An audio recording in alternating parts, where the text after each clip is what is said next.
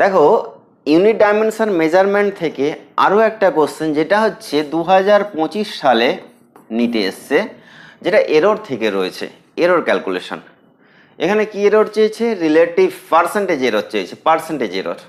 তো percentage error আমরা কি করে ফাইন্ড করব? দেখো এখানে পি সমান A cube B square C into root over D দেওয়া রয়েছে।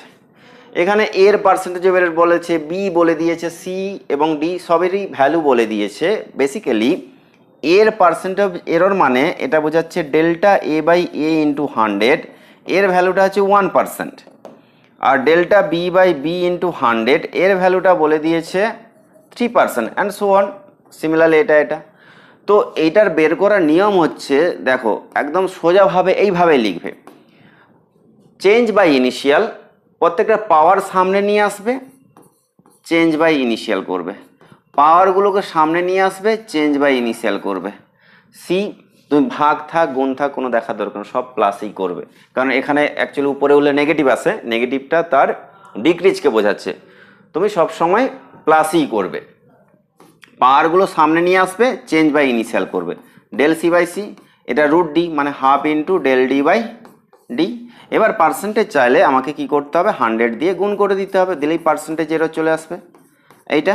তাহলে এটাকে আমি যদি পার্টে পার্টে গুণ করে নিই, তাহলে delta A by A into 100 plus 2 into delta B by B into 100 plus delta c by c into 100 plus half into delta d by d into 100।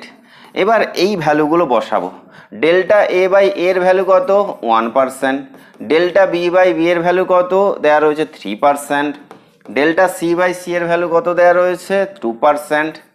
আর একটা দেওয়া রয়েছে কত? এটা হচ্ছে 4%। তাহলে 2 দিয়ে কালে 2 হচ্ছে, তাহলে দেখে নাও 3 6 6 3 9 9 2 11 12 13, তাহলে আমার অ্যান্সার যেটা হচ্ছে 13%, অপশান হচ্ছে 1। এরপরে যদি কারো অসুবিধা থাকে অবশ্যই কমেন্টে জানিও। Thank you for watching.